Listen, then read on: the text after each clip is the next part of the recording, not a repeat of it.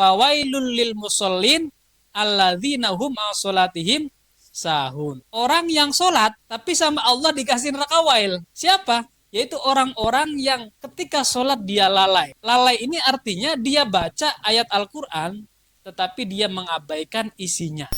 Kalau kita seperti ini, udah mau sholat, udah mau baca Al-Quran, tapi nggak nemu, nggak ngena nih. Kita itu seperti kal mahmum, seperti orang yang sakit panas, alladzi yajidu fi fammihi asakr murron. Orang yang lagi sakit panas, terus dikasih gula, tapi dia yang dirasain itu justru pahit.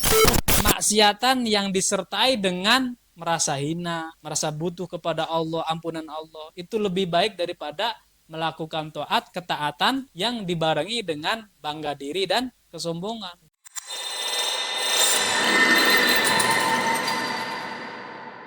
Assalamualaikum warahmatullahi wabarakatuh. Waalaikumsalam. Kembali lagi bersama kita di channel Supi Media.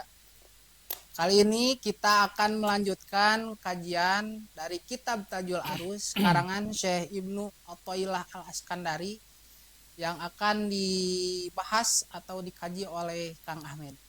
Assalamualaikum warahmatullahi wabarakatuh. Waalaikumsalam warahmatullahi wabarakatuh. Oke, sahabat Supi Media yang dimuliakan Allah, kita akan melanjutkan pembacaan kitab Tajul Arus, yaitu karangan dari Syekh Ibnu Athaillah Al-Iskandari, masih membahas tentang taubat ya, dan ini adalah subjudul yaitu Aqsamul Mutaba'ah. Mudah-mudahan pertemuan kita ini diridhai Allah Subhanahu wa taala dan kita bisa terus mengadakan kajian-kajian seperti ini yang mungkin konsepnya masih agak berantakan ya. Mudah-mudahan kedepannya bisa lebih rapih lagi. Bismillahirrahmanirrahim. Kemarin dijelaskan tentang taubat, bahwa salah satu cara untuk bisa menghentikan kemaksiatan yaitu dengan mengikuti baginda Rasulullah SAW. Itu adalah cara yang paling efektif untuk meninggalkan segala bentuk kemaksiatan. Nah, sekarang kita akan membahas aqsamul mutaba'ah. Jadi di kitab ini dijelaskan ada dua cara untuk mengikuti baginda Rasul. Wal mutaba'ah lahu alaihi salam, mengikuti baginda Rasul sallallahu alaihi wasallam, ala qismaini, ada dua cara ya, ada dua model cara.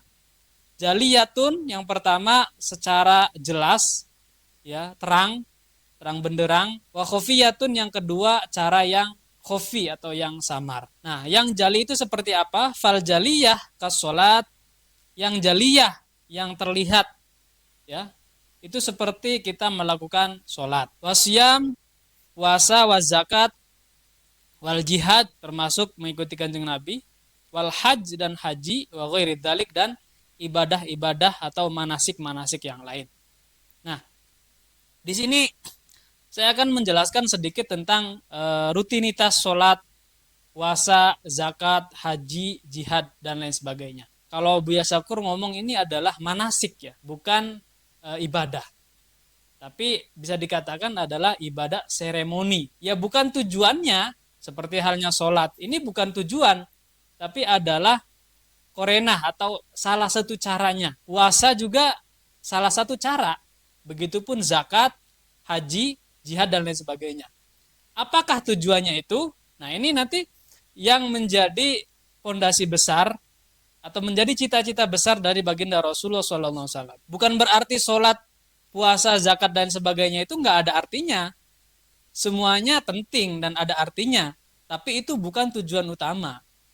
Tujuan utamanya adalah nanti akan dibahas di dalam kitab ini. Nah, selanjutnya wal khofiyah. Ada juga mengikuti kanjeng Nabi secara khofi. Khofi itu maksudnya anta taqidah al jam'a fi sholatika. Ini salah satu tujuan dari melakukan sholat. Yaitu kita punya satu tujuan untuk mempersatukan umat. Ya, fi sholatika. Kita rajin, rutin melakukan sholat. Itu tujuan utamanya adalah hidup bersosialisasi dengan masyarakat, ya, bersatu satu kelompok dengan kelompok yang lain, saling mengenal, itu al jamaah, ya. Makanya ibadah yang paling utama kan sholat itu ketika kita melakukan secara berjamaah. Persatuan itu. Itu tujuan utamanya. Wa tadabbur fi qiraatik. Kemudian kita juga tadabbur ya di dalam bacaan sholat kita. Jadi bukan hanya melakukan gerakan di dalam sholat, tetapi kita juga belajar untuk merenungi dan juga mengamalkan apa yang kita baca di waktu sholat itu. Banyak sekali ya, bahkan salah satu cara agar kita bisa mendapatkan petunjuk dari Allah, yaitu ketika kita melakukan sholat. Salah satu tujuannya juga sholat itu adalah doa. Salah satu tujuannya di balik tadi persatuan, kedua juga kita meminta petunjuk kepada Allah. Karena di saat sholat itulah kita bisa benar-benar dalam keadaan dekat dengan Allah Subhanahu wa taala. Di waktu apa? Yaitu di waktu sujud. Ya. Fa idza fa'alta at-ta'ah. Nah, ketika kita sudah mau melakukan ketaatan, kas salat seperti melakukan salat, udah mau wal qiraah, udah mau baca Al-Qur'an. Walam tajid fihi ma jam'an. Tetapi kita tidak menemukan adanya persatuan, wala tadabburon, dan kita juga mengabaikan ayat-ayat Allah yang kita baca itu. Sholat mas sholat, tapi kita kok masih sering bertengkar satu kelompok dengan kelompok yang lain. Berarti tujuan sholat itu kita belum mengerti. Kita sering mengatakan, fawailul lil musallin alladzina hum an sholatihim sahun. Orang yang sholat, tapi sama Allah dikasih neraka wail. Siapa? Yaitu orang-orang yang ketika sholat dia lalai. Lalai ini artinya dia baca ayat Al-Quran, tetapi dia mengabaikan isinya. Inilah yang harus benar-benar kita renungi.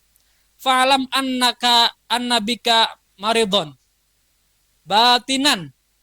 Ketahuilah ketika kita sudah mau sholat, sudah mau baca Al-Quran, tetapi kita tidak menemukan tujuan dari sholat itu, tidak mau bersatu, maunya bercerai, maunya bertengkar, maunya bermusuhan. Fa'alam annabika maradon, batinan. Ketahuilah bahwa di dalam diri kita itu ada penyakit hati, penyakit batin. Apa penyakit batinnya? Min kibarin, yaitu sombong. Au ujubin, atau ujub, ya bangga diri, au ghair dzalik, atau yang lain-lain. Inilah kita itu nggak sadar dan nggak merasa ketika di dalam diri kita ini ada penyakit. Kalau penyakit luar kita bisa melihat. Contohnya kita misalkan jatuh lalu memar, itu kan kelihatan dan kita kerasa ya, sakit, perih kakinya. Tapi kalau sakit hati, penyakit hati, ini kita nggak merasakan. Justru kadang-kadang kita merasanya baik-baik aja. Padahal di sini dijelaskan bahwa kita adalah orang yang sakit. Sehingga qala Allah Ta'ala, Allah Subhanahu wa taala mengatakan, sa'asrifu an ayati alladzina yatakabbaruna fil ardi ghairil haq. Allah akan memalingkan akan ayat-ayatnya dari orang-orang yang hidup di alam dunia ini, hidup di atas muka bumi ini dalam keadaan sombong. Dengan kata lain, orang yang sombong ini oleh Allah ditutup mata hati. Sehingga di dalam Al-Quran, di ayat yang lain disebutkan, wala yamassuhu illal mutahharun. Tidak akan bisa menyentuh ayat-ayat Al-Quran itu kecuali orang-orang yang hatinya sudah dibersihkan oleh Allah. Jadi kalau kita masih ada kesombongan, kita akan sulit untuk bagaimana kita memahami ayat-ayat Al-Quran. Fayakunu mithaluka, kalau kita seperti ini, udah mau sholat, udah mau baca Al-Quran, tapi nggak ngena nih. Kita itu seperti kal mahmum, seperti orang yang sakit panas, alladzi yajidu fi fammihi asakr murron. Orang yang lagi sakit panas, terus dikasih gula, tapi dia yang dirasain itu justru pahit. Kalau orang sakit kan nggak punya rasa, dia minum kopi rasanya pahit, makan gula pun pahit. Ini bener, bukan teori ya, Saya mungkin bapak-bapak juga merasakannya sendiri. Kok kayaknya nggak ada yang nikmat hidup ini. Ya mungkin seperti itu. Apapun kita makan, wah sepengennya kalau lagi sakit. Tapi yang namanya lagi sakit rasanya pahit. Sholat kita lakukan, tapi kita nggak punya ketenangan, nggak ada kedamaian. Malah justru kita semakin getol bermusuhan, menyalahkan orang lain, ya, menyesatkan orang lain. Padahal Al-Quran sudah mengatakan, Allah sudah mengancam, wa'tasimu bihablillah. Itu perintah. Kita harus bersatu. Wala tafarroku. Kita nggak boleh bercerai-berai. Sesama umat Islam itu larangan. Kira-kira kalau larangan dilanggar, dosa nggak? Dosa. Dosa. Ini kita ngaji tuh kadang-kadang begitu ya. Disangkanya perintah-perintah Allah itu hanya sholat, puasa, zakat. Padahal di dalam Al-Quran, apapun yang diperintahkan oleh Allah, itu sifatnya sama wajib. Meskipun tidak ada di dalam kaidah fikihnya. Seperti halnya kita wajib belajar. Iqra bismi rabbikal ladzi khalaq. Itu wajib hukumnya. Makanya kata Buya Syakur, kalau orang selama hidupnya tidak pernah belajar, ya, tidak mau belajar, maka dia ini berdosa selama hidup di alam dunia. Karena kewajiban pertama dari Allah kepada Kanjeng Nabi, perintah pertama yaitu Iqra, belajar. Kita kadang-kadang ketinggalan sholat, ya. Kita merasa menyesal. Tapi ketika kita tidak belajar, kita nggak menyesal. Padahal sama-sama kita mendapatkan dosa. Justru kalau kita nggak belajar, nggak mau sekolah, nggak mau ngaji, kita ruginya 2 kali. Pertama di dunia kita rugi, karena kita nggak ngerti apa-apa. Teknologi nggak ngerti, ilmu, pengetahuan, wah semuanya, aduh, naon internet ngerti misalkan. Hukumnya haram misalkan, cuma bisa begitu. Di akhirat nanti ditanya sama Allah, kenapa kamu nggak ngaji, kenapa kamu nggak sekolah, padahal itu suatu kewajiban. Begitupun tadi dikatakan bahwa wala tafarroku itu adalah larangan dari Allah, kita tidak boleh berpisah, kita tidak boleh saling bertengkar. Tapi kenyataannya kita sukanya bertengkar. Inilah gambaran kita. Misaluka kal mahmum, kita itu seperti orang yang sakit panas. Dikasih apa aja rasanya pahit. Fal ma'siyah ma'adzulli wal iftiqor khairun minat ta'ah ma'al izzi wal istikbar. Kemaksiatan yang dibarengi dengan merasa hina, penyesalan, wal iftiqor, dan merasa butuh kepada Allah, itu khairun, lebih bagus, minat ta'ah, daripada ketaatan, ma'al izzi, merasa bangga diri, wal istikbar, dan merasa sombong.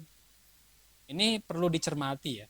Kalimat ini jangan sampai disalah pahami. Tadi dikatakan kemaksiatan yang disertai dengan merasa hina, merasa butuh kepada Allah, ampunan Allah, itu lebih baik daripada melakukan taat, ketaatan yang dibarengi dengan bangga diri dan kesombongan. Jangan sampai kita memahami, ya udahlah kita berbuat dosa aja.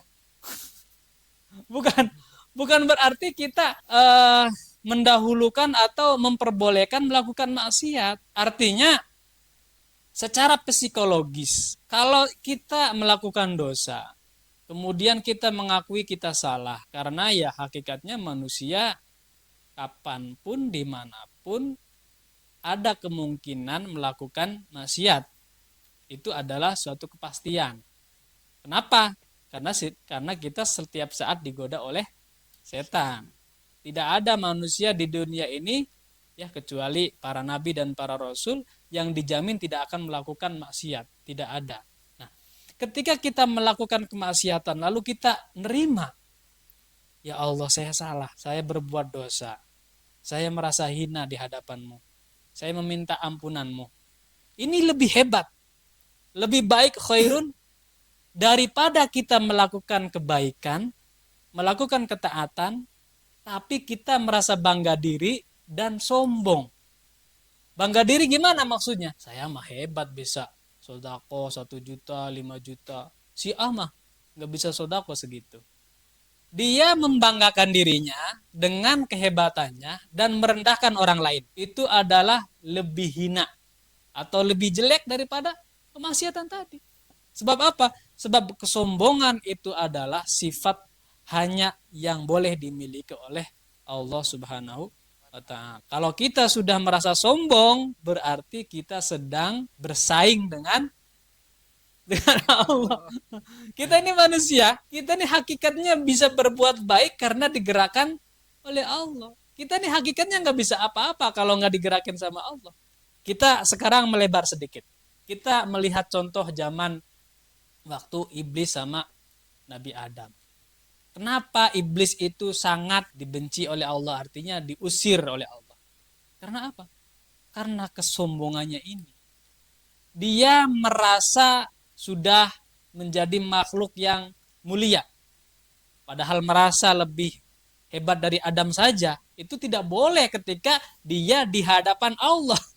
Iblis itu loh, tahu bahwa Allah itu adalah Tuhannya. Tapi karena dia merasa lebih hebat, lebih mulia daripada Adam, udah diusir sama Allah.